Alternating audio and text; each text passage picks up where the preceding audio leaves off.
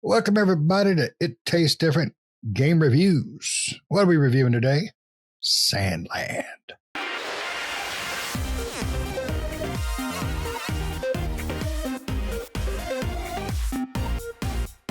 Sandland is released in April 24th, 2024 for the PlayStation 5, PlayStation 4, Xbox Series X. It is a role-playing adventure game developed by Ilka, published by Namco Bandai, if I can get the words out properly, and released with the Unreal Engine 5. Ilka is the developer behind a few games you may know: One Piece Odyssey, Pokemon Home, Pokemon Brilliant Diamond and Pearl, things like that. We had to look it up because we didn't know who the hell Ilka was, but they've done some things, so that's a good thing. So this game is based on characters created by the late Akira Toriyama. May he rest in peace. You will find when you fire this game up, everything in there is Akira Toriyama's characters. Everything about it. The women, you'll go up, Akira, because I've seen her similar to her or exactly her and other things. The characters, you'll also find references to the Zenny, the money from Dragon Ball, and things like that. So you can feel Akira Toriyama all over this, which makes me happy. I love Akira Toriyama. It broke my heart when he passed. Go check out our video on that. This game is set in the Sandland. Basically, it is a drought. Everywhere is brown. Sand everywhere. Hence the name Sandland, in case you didn't pick up on that. Their main character is about a fiend, a demon, the son of the king of demons, who looks like Deborah from Dragon Ball season 4, which is when they were fighting the pink guy. I can't remember his name now. Anyways, that's when they were fighting him. He looks like Deborah. I wish they would have used the same voice, but even cooler. But I digest. So the characters you run with are a demon, a sheriff, another really old demon, and you are trying to find a spring of water to bring water to the land. And that's all I'm going to tell you about that, because I don't give it away. So before I give you my feelings and thoughts about this game, let's jump to Nick. Nick, go. Okay, I'm going. Yeah, I really wanted to play Sandland when it was first showing off. You know, it looked like it'd be a cool RPG game. And when I see Bandai Namco publishing it, I'm like a little worried, because when they try to do anime adaptation games, they're not always the best. Most of the time, they're really not very good. And we've played quite a few of them, and they typically turn out to be pretty bad. Surprisingly, though, this game is actually pretty good. I like this game. I like the whole vehicle aspect. This whole game's centered around vehicles. You got tanks and jump bots and motorcycles and cars and all various things that you can customize and build and put new attachments on, new guns and things like that on there. You're basically kind of leveling up the tank or whatever, let's say, because the tank's on the main screen, so everybody knows you get a tank, right? But you can paint it, you can upgrade the tank itself, as well as find upgraded parts out in the world. So new guns, new cannons for it, and they all look different too when you equip them. You can paint your tank. You can paint it all one color if you want, or you can paint individual pieces. So you can really make the thing your own. Plus, you have your own house that you can furnish. You have a town that you kind of build up from the desolate wastes of a town, ghost town, to this sprawling uh, town center, and it's got a lot of like, besides the main story, which this is based off Sandland, which is uh, you know well, it's the original like what Short anime or story. comic. It was originally a short story. Sorry to interrupt. Short story by Yeah, Akira Toriyama, which has been developed into the game as well as an anime series. it's After a his manga passing, series, no, right? yes. So, but after his passing, I'm not sure if he has a successor to continue or what happens. I don't know. Did they make it into an actual anime? Do they have an actual anime for this? Yes, the anime is out. I have yet to watch it because I didn't want to spoil anything for the game. But it is out. Crunchyroll has it. Does Netflix have it as well? I'm not sure. But yes, the anime Maybe is Hulu or out. something. Yeah, might Yeah, be Hulu or something. yeah, But yeah, the anime is out. So, yeah. and So my dog is behind me. playing through this, like I didn't know the story of I knew of Sandland, but I didn't know the story of it or really anything about Sandland. I'd heard of it, right? So if you're a fan of Akira or Dragon Ball or any of the stuff he makes, you've probably heard of Sandland.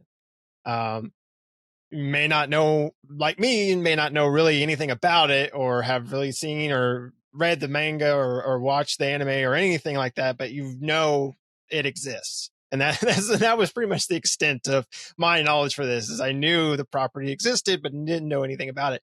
But playing the game, you go through. I don't know if this is if it's retelling the story of Sandland or if this is an all original story based in the Sandland environment. Because again, I don't know the original anime. I would assume this is following what the anime follows in a sense, or what the manga follows to a point, right? Probably there's more information in the manga and stuff like that than what we're getting in the game, but you're kind of getting the the gist of things in the game. But I really like the story. I think the story is very endearing. It's very sweet, sincere, and it's like very like it's a really nice story.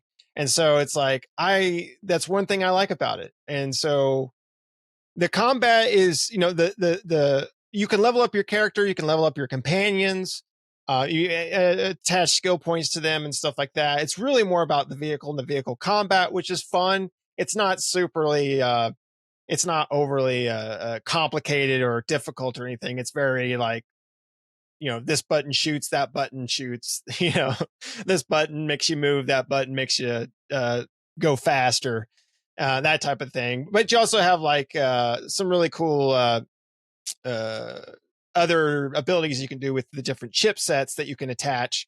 Like one of the first ones I got for my tank was an interception, like missile system that would intercept missiles that came in. It would like shoot the gun at all the missiles and take them out if I hit the LB, which was really cool, right? And then there's other ones that you can find out in the world and stuff like that. So it really lends to that exploration because there's stuff everywhere, but it doesn't, it doesn't necessarily. You don't have to go do all this stuff. You don't have to. I don't know. For some reason, I don't feel like. I mean, I want to go get the shinies, but I don't feel like this is the first like game where there's a bunch of stuff where I don't feel like I necessarily have to go over there. Like a lot of those games where you feel like you have to collect everything. I don't feel like that in this game. I don't feel like I have to go to every point and collect everything. Like I might just run by it and be like, you know what? I'm right next to it. I'll go there and get it. But I don't go out of my way for stuff. Um, what's really nice too is on the map, there's a lot of fast travel points.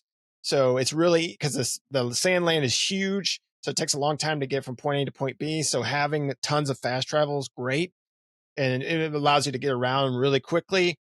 And the voice work is great. The voice acting and the animation looks really good. And yeah, if you ever played in if you know Akira, then you know the animation and everything. My son came in when I was playing. He's like, "Is this Dragon Ball?" And I'm like, "No, no, this is a Dragon Ball." He's like, "Why does it look like it?" I'm like, "It's the same artist." He's like, "Oh, okay." So, but I mean, like, it has all the trappings of uh, Akira's artwork and the world and everything like that. And this game, surprisingly, I'm more surprised. I wanted to play Sandland, but I was expecting the worst, right? Because of Bandai Namco and what they usually create when it comes to these stuffs. I know they're just publishing it, but usually what gets spit out is pretty bad. But surprisingly, as I started playing this game and going through things, I'm like, I really like this game. This game's a lot of fun. It's no game of the year or anything like that, but it's a it's a fun game. Just hands down, it's a fun game to play. I'm enjoying my time with it. I don't get bored playing through it. Um, I want to continue the story. The story is really interesting, so I want to see what happens next and everything. I like the characters, the Beelzebub, the Fiend Prince, and Thief, which is the other guy that's with you, and the old man, Ro, and like all the other characters that you meet. Um, you'll start to really like all the different characters. Yeah. It's just really good. That's just all I'd say. It's just fun. It's a fun game. Yeah. No, I couldn't disagree with anything you said. The game is a slow burn at the beginning. That is the worst part of the game. That it takes, I don't know, probably an hour and a half, 2 hours before it hits that moment where you go, wow, okay, I like where this is going. I think it's when you hit Spino. And then the game, I think, really takes a turn for really good. When you get the tank, right? At the point where you get the tank, and then you start, you get the tank, and then you hit, I think, because right after that, you hit Spino, and then that's really where it takes off. And you're like, okay, this is cool. I like the whole tank thing and like the whole vehicle thing.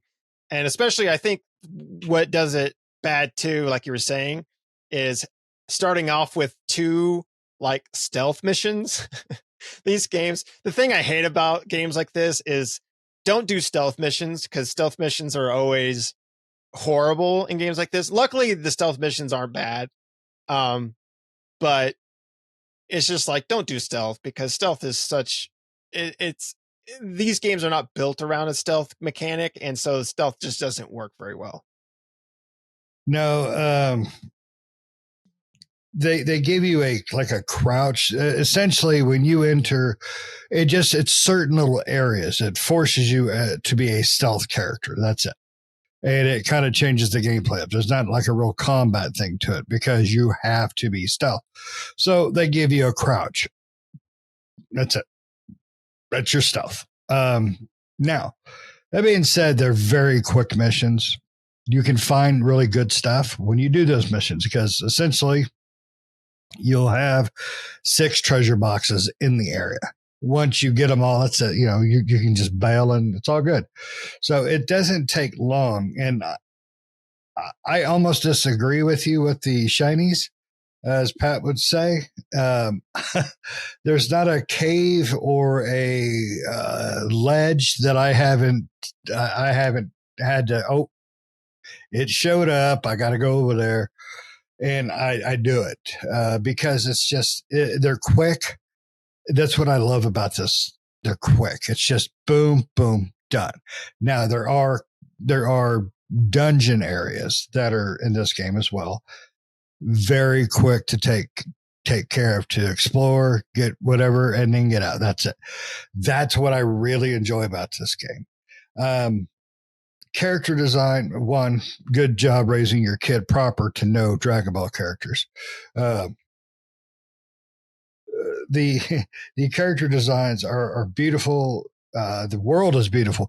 It's a brown world. It's just Sandland. I mean, it's literally just a brown world, but it's so beautifully done. You'll see little wisps of smoke from little, fires from here and there. You'll see wisps of dust, through areas. It's just a beautiful game. Very simple, simplistic looking game in a lot of ways, but it's still very beautiful. The story is just like you said, it's a very endearing. It's very cute. But it's also you run into characters that make you kind of feel sad because the entire place is living through a drought for, I can't remember how long it's been going on, but it's been a long time. And of course, you have an evil king that is trying to stop you. So, hope I didn't give anything away there, but the bad guy models, the bad guy character designs are so well done, but they're also Akira Toriyama's characters. You can just look right at it and go, "Yep, that's him." Um, Without giving anything away or trying to, there's one that kind of looks like a fat Frieza with a rear view mirror. So my first thought when I saw it was like, it's bloated Frieza with a rear view mirror. What the hell? And I loved it. I absolutely loved it.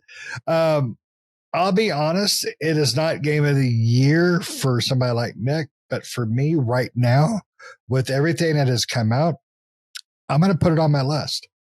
I'm sure it can easily get knocked off, but as of right now, it is because it's a wonderful surprise. Didn't know if I would enjoy it or not because of the whole Bandai Namco thing. They're hit and miss. But it's up on my list. It's well worth the money. Once I complete it, I'll go back and I will watch the show. I'm still, this game it's a lot bigger than I was expecting too, because the download size was only like 17, 18 meg. And then you go to the world maps, like, holy crap. But like I said, the world is, it's a very desolate landscape. So it's not like overburdened, but it's just such a wonderful game. Wonderful surprise of a game too. Me and Nick, I sent a message. Pat sent a message because Pat wasn't able to do reviews with us about the game. And I said something about it being kind of a slow burn, and Nick knew exactly what I was talking about. And then we started talking about the game and the story. We were both at that same stride of the game, and we love it. I will give you I'll give you some information about a very weird design choice. The text, when characters are talking, you have to hit A or whatever you're playing on to get to the next set of dialogue. But this game does have auto text. Kind of. It takes damn near 2 minutes. I literally, I was in the middle of a dialogue thing and I got on my phone for something, and I knew it had to be at least a minute. And then next thing you know, the audio went again. I'm like, what the okay. I thought maybe I sat on the controller, hit a button or whatever. And then it did it again like a minute and a half, 2 minutes later. It's like, what the shit? I think it's like a random time frame too. I'm not sure, but I did not find any settings to adjust the dialogue speed or autoplay or any of that. So don't just let it sit if you think you can go do something while the audio is sitting up. You have to pause or you'll miss something. So just a heads up. It's a weird choice, but it doesn't hurt. And luckily you can pause it. Yes, you can pause cutscenes. You can pause. Yeah, you can pause at anything. You can save at any time too, for the most part. But there are moments where it will not let you. If it's a forced scene moment where you have to go A to B, it won't let you do it. But I think that was pretty much it. And I think I only ran into that a few times, at least where I tried to pause.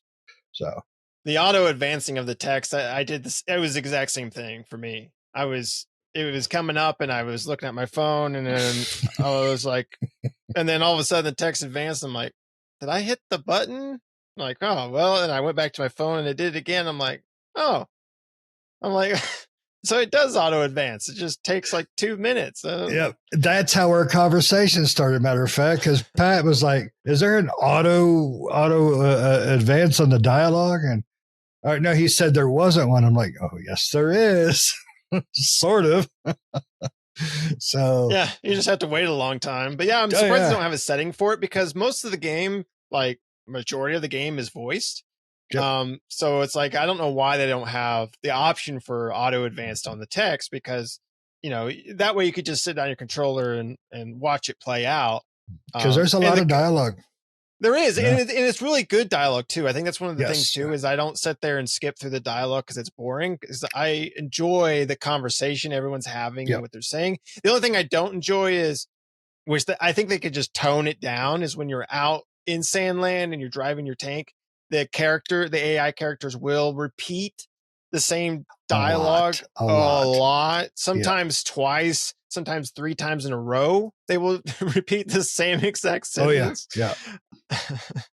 And Yeah. so I was looking for an option to like tone that down a bit. Like I've heard you say that, Raw, like 10 times already. Yep. It definitely has a lot of prompto moments in it, as I like to call it, because it is. It's like if you see tracks, it might lead you somewhere. You'll hear it 3 or 4 times in a row. Get another little bit of dialogue, and then it goes right back to if you follow the tracks. It's okay to do that if you run across tracks and then it pops up. But no, I mean, I was literally in the middle of nothingness, and it said, "If you come across tracks, what tracks, Rao? What damn tracks?" You know, you do get tired of it. But it's that Yeah. way with a lot of the games like this. Yeah. You know, It'll play those random dialogues like just at the most random time. oh You're yeah, exactly right. Like when you're not even close to something, it's like like it'll even do the when you're uh besides or in between two cliff lines, and I'm like, I'm not in between two cliff lines right now. Okay, that's fine, but I'm not. You've already told me this like 10 times already, but I'm not by a cliff at the moment, so why are you explaining this again? It's it, weird. it is. It is. It's not a perfect game, but it is well written, beautifully designed, beautiful characters. Combat is not overcomplicated by any means. It's very clean. Um, the RPG elements of it, like character building, you get stat points. It's very simple, very simple. You got a tree that goes top to bottom, left to right. You select, if you unlock a certain one, it opens up the ability to hit others. It's very clean. It's not a big star pattern, lefts and rights and upside downs and all that crap. That's one thing I really liked about it. Tanks is just one of your vehicles. There's 6 vehicles. Um, they all have different perks and abilities and things like that. And the utilization of them uh, is really interesting. It was a surprisingly well thought out thing, because I thought it was going to be a little too gimmicky, but it's not. It really does lend to the game, excuse me. And I really ended up just loving the combat because it is not overcomplicated. Now's a great time for me with my stress levels to not be overcomplicated by something. So I enjoy it. I just truly, truly enjoy it. It is definitely not, it's definitely wouldn't have been on my game of the year last year. But right now, as long as everything else tends to just suck, I'm going to put it on my list. So, but it's a damn fine game, damn fine voice acting, damn fine everything. Just it's just surprising how much I've enjoyed that game, especially after that first 2 hours. The previous 2 hours, like, oh, okay, do this, do that. Um, and then you hit that point and it's just, and I was just hooked. I just sat there all Sunday just playing. Just, wife, you want to go to the store? No. Are you hungry? No. You want to go pee? No. Already did. But you didn't leave the couch. It'll be all right. Yeah. So, but you got anything else, buddy? No, but I mean, I agree with you. I think it's a surprising. It was a surprise to me too, right? I really wanted to play Sandland because I've heard of it, and so I wanted to play this game. But again, I was expecting it to be not very good, and I was surprised at how well I enjoy this game and how well I like it. So, yeah, I did the same thing as you. Like, it does start off kind of slow, but once you get past that point, like, man, it sinks. I don't know, for me and probably for you, well, is it just sink its teeth into you, and then you're hooked, and you're just like sitting there, and like next thing you know, you've gotten through. You're like, oh well, I can go do this real quick, and then oh well, I can go do this real quick, and like the story I think is really good too, and like I just wanted to keep advancing the story just to see what was going to happen next, and how things were going to go and everything like that. And it was just like I really liked this, and it really made me want to, especially exactly like you said, like after I beat this, I really want to watch the anime after the fact, and maybe read the manga as well. Yeah. It one thing I wanted to point out real quick is it plays out like seasons. You have your initial all the way through season one. You got kind of a climax thing, and then it goes right into what feels like a season two, and so forth. So I really like this game. I'm just very, very happy with this game. Mainly because it doesn't suck. Because we've had a lot of suckiness coming out this year. It's nice to have one that's one doesn't suck, but two, it's surprisingly great in its ways. So, but you got anything else, buddy? All right. Well, we're going to get on out of here and knock the sand out of our cracks. Tell us what you think. Do you like it? Did you enjoy it? Did you play it? Are you a fan of Akira Toriyama? Is this a good send off for him? As far as the game goes, I think so. I think he went out with a really good game, good story, good characters. And it breaks my heart we'll really get nothing else from him. But so I'm going to enjoy the crap out of this while I can, and then I'm going to go watch the anime, and then I'll probably hit up the manga. So, but let us know what you think. Don't forget to hit notifications, the subscriptions, all that good stuff. And until next time, see ya.